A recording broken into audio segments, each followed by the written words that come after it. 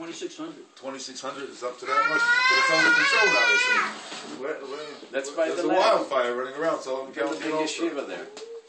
Let's build a big yeshiva there. Hashem, we're here. It's like Boimer. The Hilula, the Simcha of Rashbi, of Reb Shimon Yochai. And he was Megala, so many of the Soidas. He revealed so many of the secrets of the Torah. What is this about revealing secrets? What's the whole story about here? Rabbi Shimon says in the Zohar Kodesh, the Holy Zohar, that we know there's probably the most Kabbalistic, mysterious part of the whole Tanakh, of the whole Bible.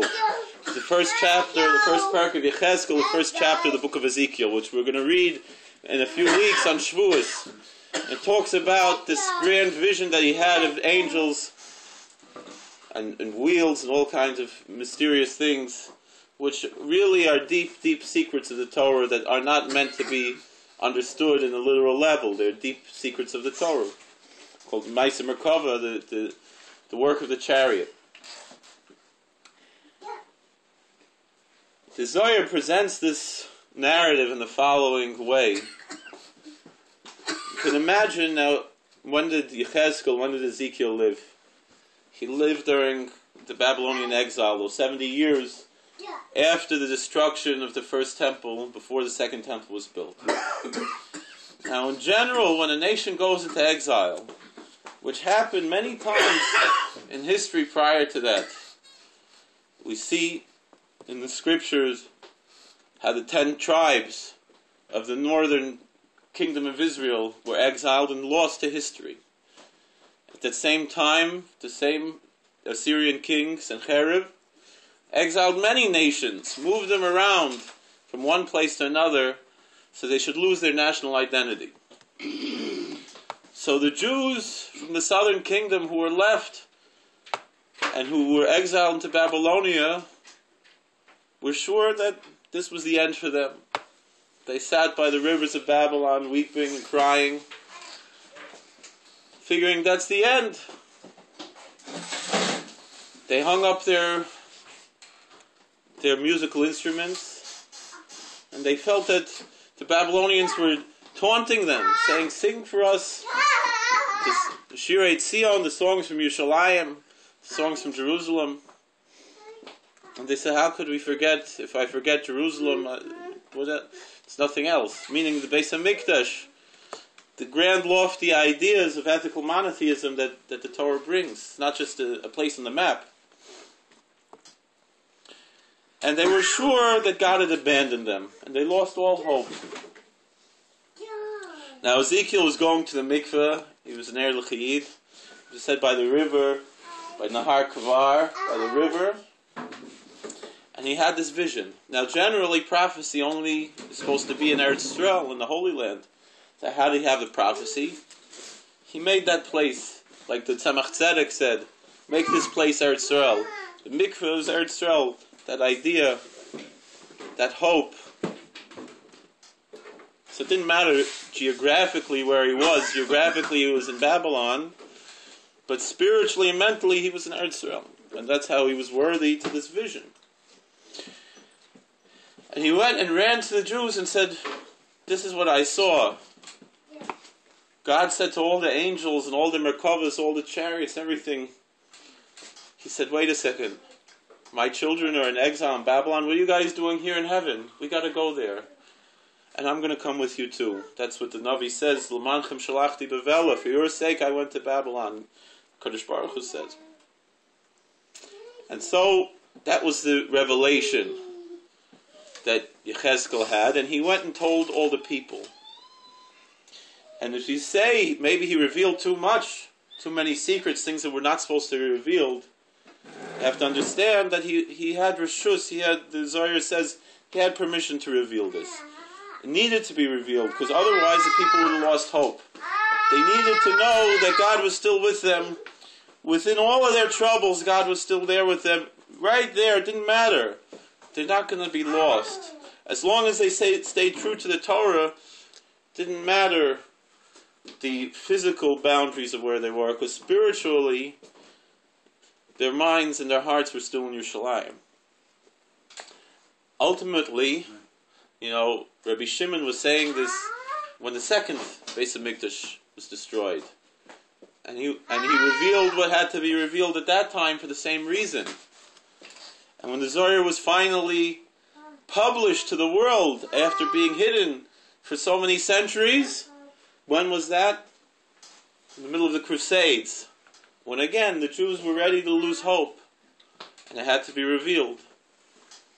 And again, after all the suffering later in history, again were more revelations, the Ariya Kodesh, and the Baal Shem Tov, and the Gra, and Ben Ish Chai, and the Or HaChaim HaKodesh, different tzaddikim who revealed more and more. Again, after suffering came these revelations. Why? Again, because that same message, that Hashem is with us no matter what, and we should never give up hope. That's the message of Lag Boimer. We're reading now Parshas Emor about all the different holidays.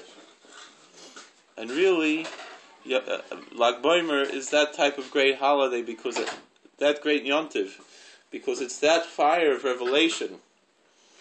It's also when the mun began to fall. We're going now into the yard site of Reb Mendel Rimanover. The holy Reb Mendel Rimanover, he brought down with his drushes about the mun Parnasa for Klal Yisrael. And it's taught that lighting a candle for him is also tremendous segula. What kind of a tzaddik was Reb Mendel Rimanover? They say one week in the city of Auschwitz, which we know, unfortunately, by the horrible name Auschwitz. There used to be Auschwitz, was a Jewish town. And 1 week they had no fish for Shabbos. There's a river that goes through the town. I heard this story from a Yid who was born in Auschwitz, who was a guest of honor at our dinner a few years ago, Reb Hershel Kornreich. Should be well. A Choshev Yid from Bobov. He said that they had to trawl the river to try to catch some fish for Shabbos. They should have fish for Shabbos. How could they have no fish for Shabbos? And there was one big fish in the river that they finally caught. He was trying to run. He jumped over the net, and they caught him again and again, and they didn't know what to do. Finally, they caught the fish, and they were ready to take him. And the fish let out a scream, "No, I need to go to Rimanov. I need to be by Reb Mendele for Shabbos." So they let him go. And they caught him there in Rimanov. The neshama came all the way and swam all the way through to have a reincarnation that had to be by Reb Mendele Rimanover. These are the types of tikkunim tzaddikim made. And this is what's the big simcha of Lag Boimer. That we're able to have those types of secrets revealed, things that seem supernatural, seem above nature, but they happen. Why? Because really nature, all this that we see, it's all a mirage that's here for us to have challenges in life. It's very important.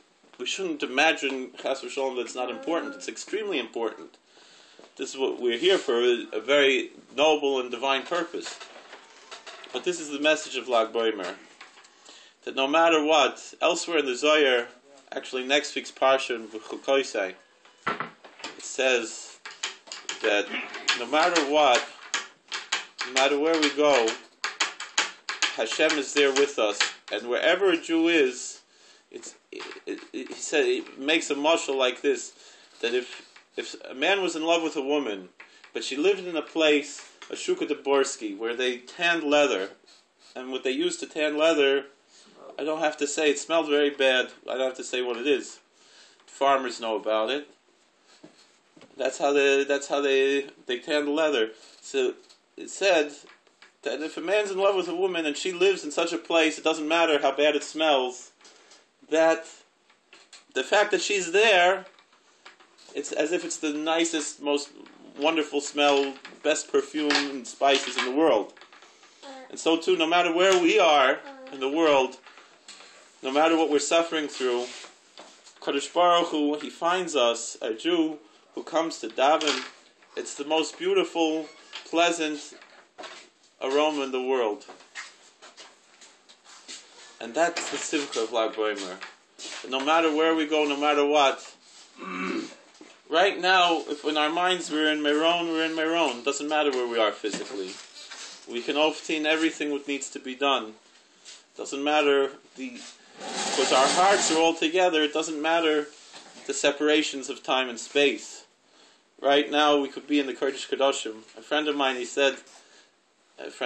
Zakai, he lives in Far Rockaway. He said, I remember in Yerushalayim, he said this. He said, there's different types of people in the world. He said for some people the whole world's a circus, but he didn't want to talk about those people. He said for some people, shul is their whole world. They come to shul and say, oh, what's he wearing, what's she wearing, what's he doing, make some business, this, that. And as for other people, the whole world's a shul. Meaning they can go in the grocery store and pick up an apple and see that it's a love letter from a Kodesh Baruch Hu. And it could be as much of a spiritual experience to see the wonders of nature that the Kodesh Baruch Hu created in the world. That it's as spiritual as being in Meron by Rabbi Shimon, or by the Kaisel, or by anywhere else. You don't need that to spile us. And so therefore, when we have that type of approach, and we find that there is no separation, then we can be zoiche to all the ashpos. It says, the Torah is only given to the people who eat man. And Lag Boimer is when the man began to fall. Through the power of Lag Boimer, we can get ready for Shavuos. And all the tremendous things of Shavuos, that even from whatever comes so early, the Zohar says in today's Chok, even the barley, which seems low, it's animal food, could be lifted up to the highest thing, and that's what the Omer is all about. And so we're counting down now, just like the Oichle Aman. He said it's the same thing, which seems like animal food is really the man, the manna. And we can be worthy to all of those tremendous things. A good yontif. The monk itself is like.